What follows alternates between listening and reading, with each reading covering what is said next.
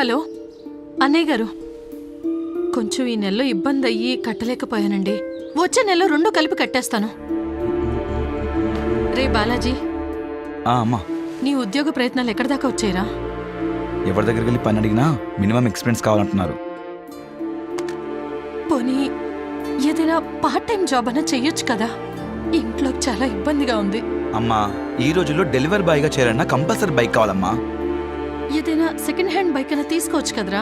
Second hand bike అది కొనాలంటే minimum 25,000 కావాలి. ఎక్కడున్నా డబ్బులు?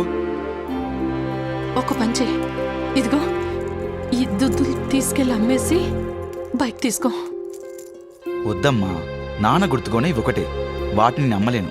అమ్మొద్దురా, ఎక్కడన్నా తాకట్టు పెట్టి డబ్బు తెచ్చి బైక్ తీసుకో. నువ్వు దేనిలో ఒక దానిలో జాయిన్ అయిన తర్వాత అప్పుడు ఇడిపించి నాకు అమ్మలు నాకు తెచ్చివు, సరేనా? వద్దమ్మా. సరే. ఈ బైక్ చూడరా మామయ్య, NS 200 చాలా బాగుంది. ఒక నిమిషం ఫోన్ చేస్తా. నేను మాట్లాడతాను. హలో, రవి గారే అండి? అవునండి. అదే OLXలో 50,000 బైక్ 25,000కే పెట్టారు, నిజమేనండి?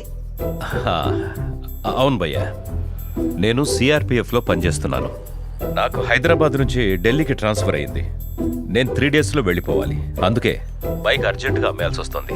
మీకు కావాలంటే ఇమ్మీడియట్గా అడ్వాన్స్ పే చేయండి. బైక్ కోసం నంబర్ ఆఫ్ కాల్స్ వస్తున్నాయి. భయ్యా కావాలి భయ్యా, ఇప్పుడే డెలివరీ చేస్తారా? ఇప్పుడు కొంచెం నేను బిజీగా ఉన్నాను భయ్యా. ఒక 10,000 పే చేస్తే ఈరోజు సాయంత్రమే మీకు పార్సల్ చేస్తాను. ప్రూఫ్ కోసం నా ఆధారు, నా జాబ్ ID సెండ్ చేస్తాను.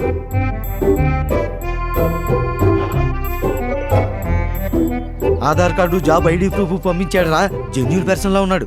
మళ్ళీ మిస్ అయిపోతాము. ముందు డబ్బులు ట్రాన్స్ఫర్ చేసేయి. 10,000 కొట్టే చెప్తాను ఆ నెంబర్కి. కుట్టు. ఓకే,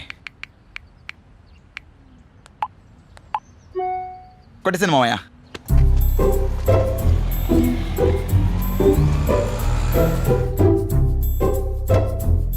భయ్యా, సార్ రవి గారు, మాది CRPF కాబట్టి మా బండి CRPF క్యాంటీన్ నుంచి బయటికి రావాలంటే దానికి ఓ 5,000 పే చేయాలి. సరే సార్, ఓకే సార్. మనకు బండి కావాలి, ఎలాగో డబ్బులు పే చేయాలి కదా, ఇంకో 5,000 కదా, కొట్టే.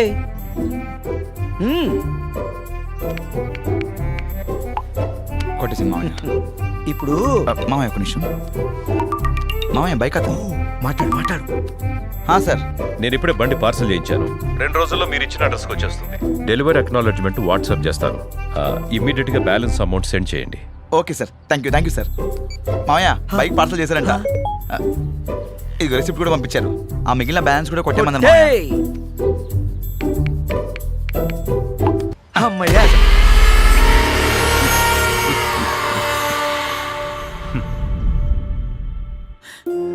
ఎంత పని చేసావురా.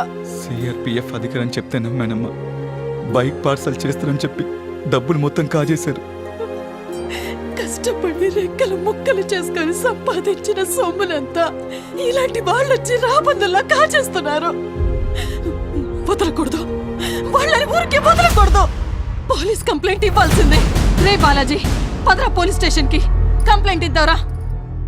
సోషల్ మీడియాలో గవర్నమెంట్ ఆఫీషియల్స్ అని చెప్పి మీకు ఫేక్ ఐడీస్ ప్రెజెంట్ చేసి మిమ్మల్ని మోసం చేయడానికి ట్రై చేస్తారు. మీకు తక్కువ రేట్కి ఇస్తామని చెప్పి ముందే మీ డబ్బులు తీసుకొని లాస్ట్కి ఆ వస్తువే మీకు పంపించకుండా మోసం చేస్తారు.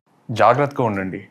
మీకు ఫ్రాడ్స్ అని ఏ మాత్రం డౌట్ వచ్చినా సైబర్ క్రైమ్ నంబర్కి వెంటనే కాల్ చేయండి.